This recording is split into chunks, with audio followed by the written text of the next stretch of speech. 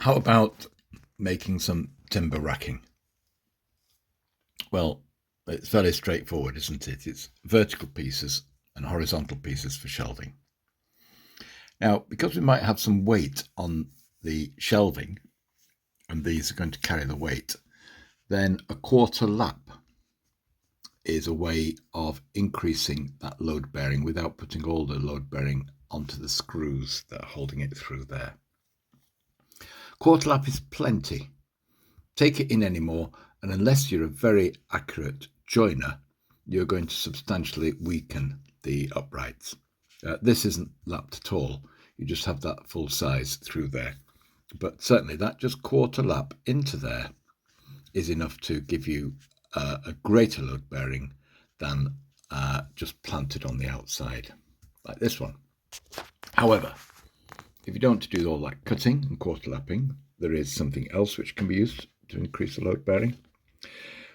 We probably want to have something across to separate the front and the back uprights.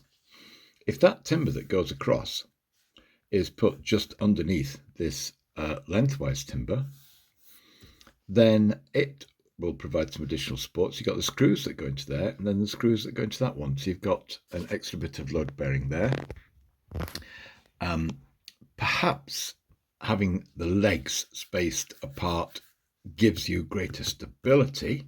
So rather than having this rail on the outside, have it on the inside so that the shelf, you can overlap the shelf beyond here a bit if you want, but so that your legs are spaced well apart to give you maximum stability for your racking. Oh, there we go. There's the racking built up.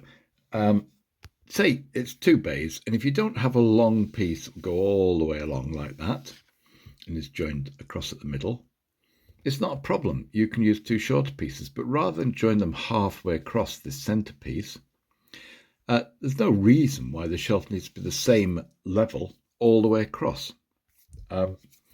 So this one can go with the full length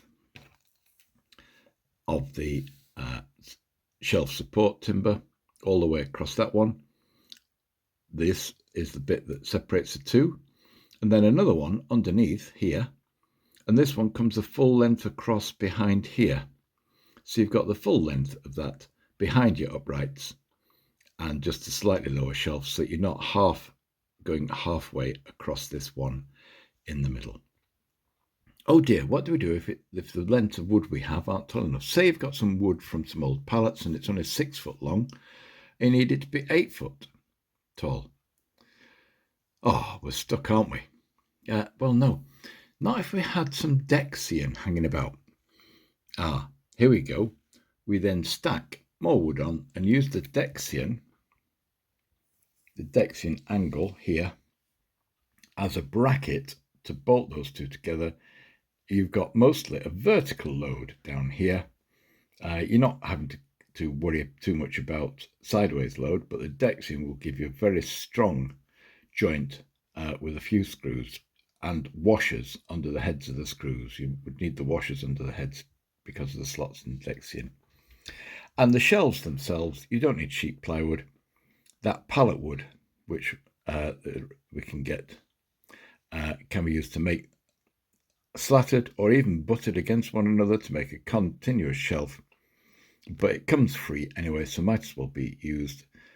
We're not using a long length, and if it will hold whatever it holds when it's on the pallet, it will certainly hold whatever is put onto this racking when the racking is made. So there's a suggestion for how to build the racking. Fairly straightforward and fairly quick to put together, and can be built at low cost with some available materials.